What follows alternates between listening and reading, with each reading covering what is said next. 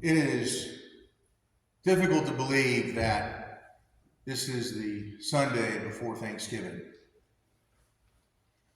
So I figured it would be appropriate to have a sermon on being thankful. And there's two scriptures here, taking one from the Old Testament and one from the New. First one is from the book of Psalms 107, verse 1. Oh, give thanks to the Lord, for he is good, for his steadfast love endures forever. In Colossians chapter 3, verse 17. And whatever you do, in word or deed, do everything in the name of the Lord Jesus, giving thanks to God the Father through him. As we enter the week of Thanksgiving, the Lifetime and Hallmark movies begin to make their debut. The beginning of the holiday season is almost upon us. Thanksgiving has become much like the dinner to fuel the body for the madness that is known as Black Friday. I have seen people turn into self-centered fools for a product to the extent that they turn to violence. And what has our society become? Thanksgiving is a time where we need to take the time to consider all the things that we should be thankful for. We have all been born in this amazing country, a country that if you're willing to sacrifice, you can achieve just about anything. You're free to make your own choices in life. And we are very fortunate to live in the United States where we can live as we desire, we can worship, and we can travel. And I believe that we have a tendency to forget just how fortunate we are. Those that were hit with Helene were reminded. And how about when we feel the good fortune when we lose power, and in a matter of hours or a couple of days, the power's turned back on?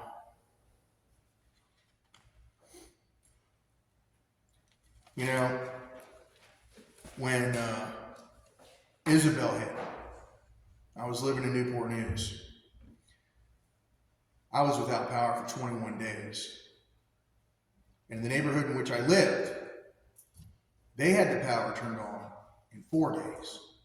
The sad reality was the circuit that I was on only had 7 homes in our neighborhood.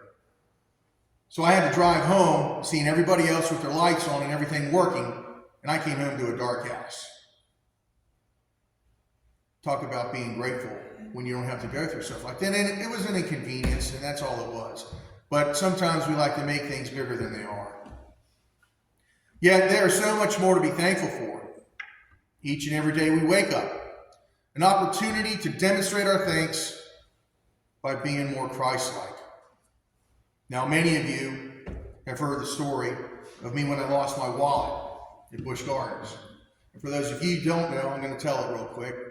I was 12 years old. I just got in a wallet. My friend and I were at Busch Gardens, and I lost it. It had my pass, and that was like $25. So we're running around looking. He's like, well, let's go check the lost and found, and we did. So I walk up, and there was a young lady there, and I said, I lost my wallet. Did anybody turn it in? And she goes, well, let me check. And she goes, I believe this is your wallet. Is that your pass? And I'm like, yeah, thank you. So as I'm walking, I check in the wallet, and there's a $20 bill. And I'm like, this isn't mine. And like the thinking of a child, I figured somebody had mistakenly put $20 in my wallet thinking it was theirs. So I went back to the young lady. I said, excuse me. And she was looking at me and smiling. Yes? I said, this isn't mine. I handed her the $20 bill. And she looked at me and smiled, and she said, the gentleman that returned your wallet wanted me to tell you this, if you walk back here with that he wanted you to enjoy the rest of your day at Busch Gardens on him. And that has never gone away. It's always impacted me, and that was over 40 years ago.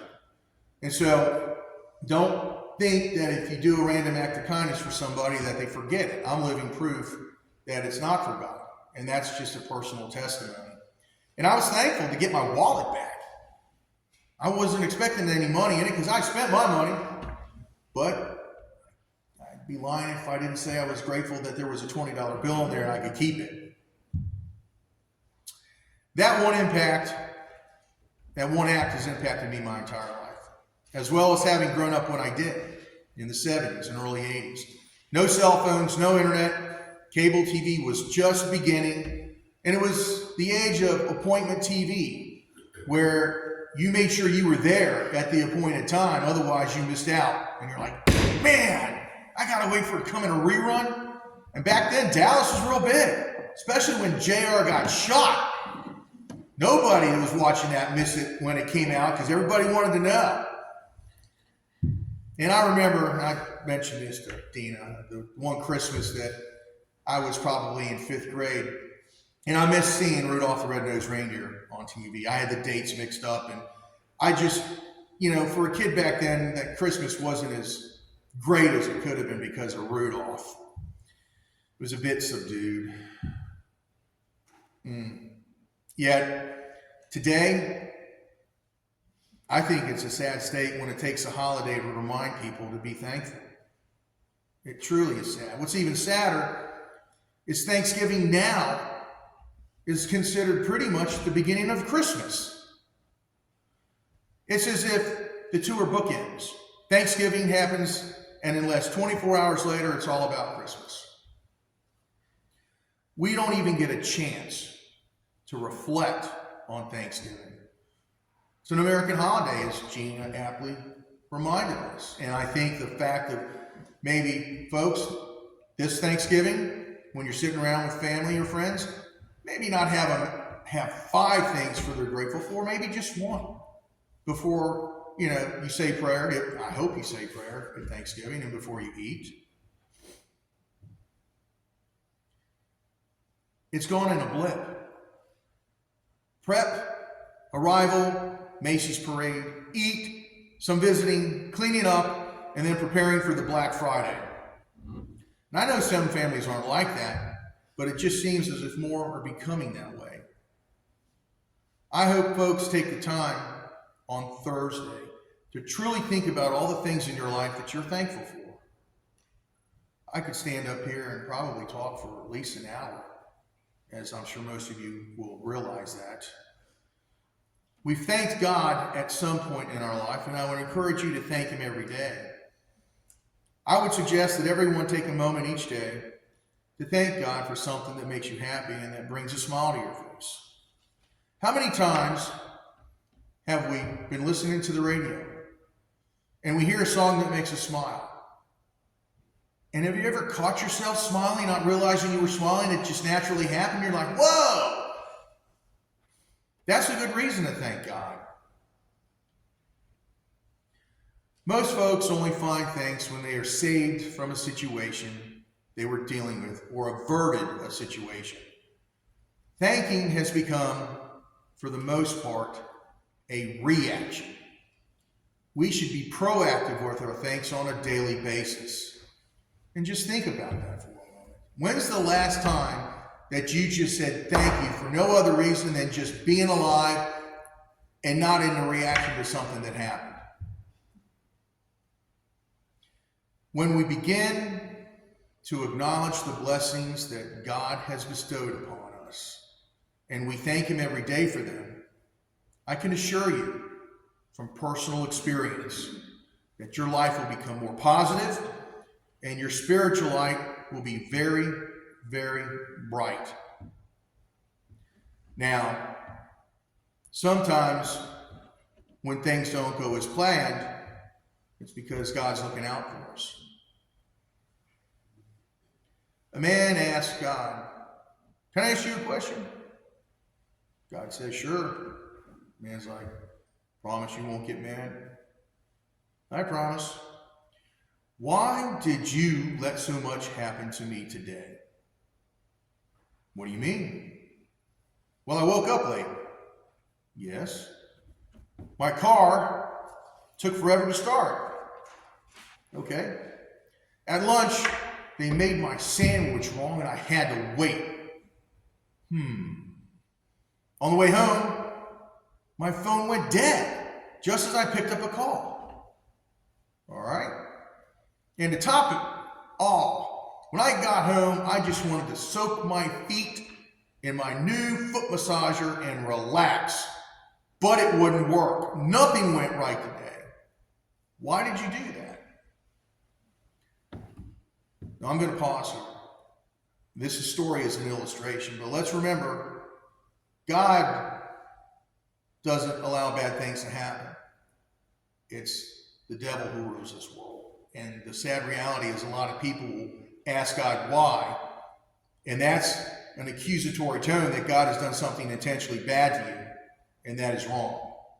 But I felt that the story was important to remind us to be how thankful we are. Story name. God, let me see. The death angel was at your bed this morning, and I had to send one of my angels to battle him for your life. I let you sleep through that. Man, oh. I didn't let your car start because there was a drunk driver on your route that would have hit you if you were on the road. The man ashamed. The first person who made your sandwich today was sick, and I didn't want you to catch what they have. I knew you couldn't afford to miss work. Okay. Your phone went dead because the person that was calling was going to give false witness about what you said on that call. I didn't even let you talk to them so you could be covered. I see, God. Oh, and that foot massager? It had a shortage that was going to throw out all the power in your house tonight, and I didn't think you wanted to be in the dark. I'm sorry, God. Don't be sorry. Just learn to trust me in all things, the good and the bad. I will trust you. And don't doubt that my plan for you, for your day, is always better than your plan. I won't, God. And just let me tell you, God, thank you for everything today. You're welcome, child. It was just another day being your God and looking after my children.